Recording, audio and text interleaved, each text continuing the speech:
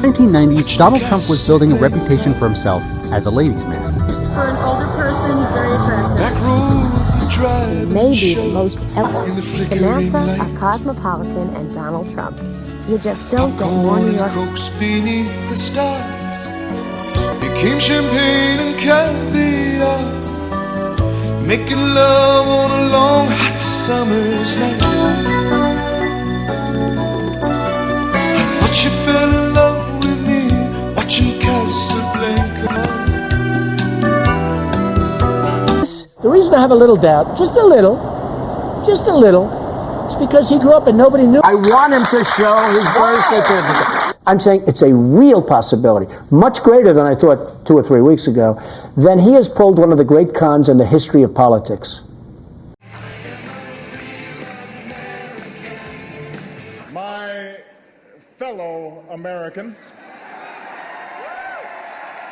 some of you heard, the state of Hawaii released my official long-form birth certificate. Hopefully, this puts all doubts to rest. But just in case there are any lingering questions, tonight, I'm prepared to go a step further. Tonight, for the first time, I am releasing my official birth video.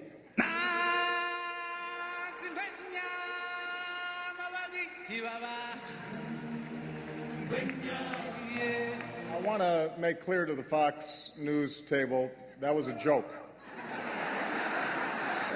Donald Trump is here tonight.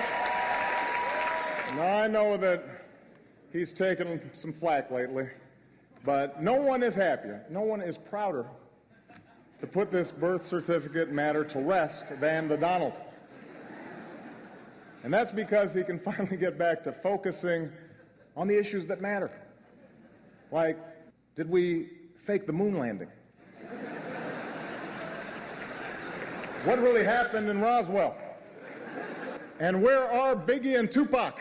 Say what you will about Mr. Trump. He certainly would bring some change to the White House. All kidding aside, obviously we all know about your credentials and breadth of experience. For example, no, seriously, just recently, in an episode of Celebrity Apprentice, at the steakhouse, the men's cooking team did not impress the judges from Omaha Steaks. And there was a lot of blame to go around, but you, Mr. Trump, recognized that the real problem was a lack of leadership. And so ultimately you didn't blame Little John or Meatloaf. You fired Gary Busey. And these are the kind of decisions that would keep me up at night. Well, I just had the opportunity to have an excellent conversation with President-elect Trump. It was wide-ranging. We talked about some of the organizational issues in setting up the White House. We talked about foreign policy. We talked about domestic policy. And as I said last night, my number one priority in the coming 2 months is to try to facilitate a transition that ensures our president-elect is successful. Well, thank you very much, President Obama. This was a meeting that was going to last for maybe 10 or 15 minutes, and we were just going to get to know each other. We had never met each other.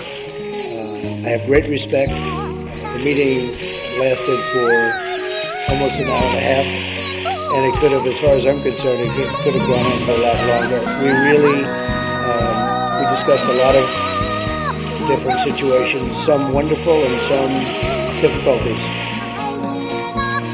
I very much look forward to dealing with the President in the future, including counsel.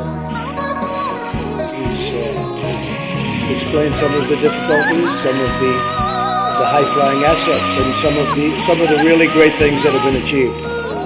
So, Mr. President, it was a great honor being with you, and I look forward to being with you many, many more times in the future. Thank you, sir.